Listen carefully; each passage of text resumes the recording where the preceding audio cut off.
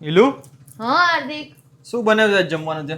આજે હાર્દિક જો આપણે બે જ છીએ, મમ્મી પપ્પા છે નહીં અને ટીયુ છે, એટલે બટેટા પૌવા ખાઈ લેશું આપણે મસ્ત હળવો ખોરાક. હળવો ખોરાક બરાબર છે. એટલે બટેટા પૌવા હાર્દિક મેં 2-3 વાર મૂક્યા છે ને વિડીયોમાં, તો બધાએ બહુ રેસીપી માંગી છે, તો હું એકવાર ફટાફટ ક્વિક વાળી રેસીપી કહી દઉં. બરાબર, જો સૌથી પહેલા તો છે ને તેલ મૂકી અને રાઈ મૂકી અને લીમડો મૂકી દેવાનો. બરાબર, અને એની અંદર છે ને આવી રીતના બટેટા નાખી દેવાના અને બટેટાને ઉપરથી ક્રિસ્પી અને અંદરથી સોફ્ટ થવા દેવાના અને જોઈ લેવાના કે આવી રીતના ભાંગે છે.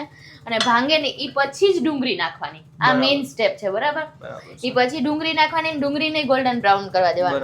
પછી એની અંદર મરચા આપણે છેલ્લે એટલે નાખીએ છીએ કેમ કે ટીયુના મારે કાઢવાના છે, એટલે બાકી મરચા જોડે નાખી દેવાના.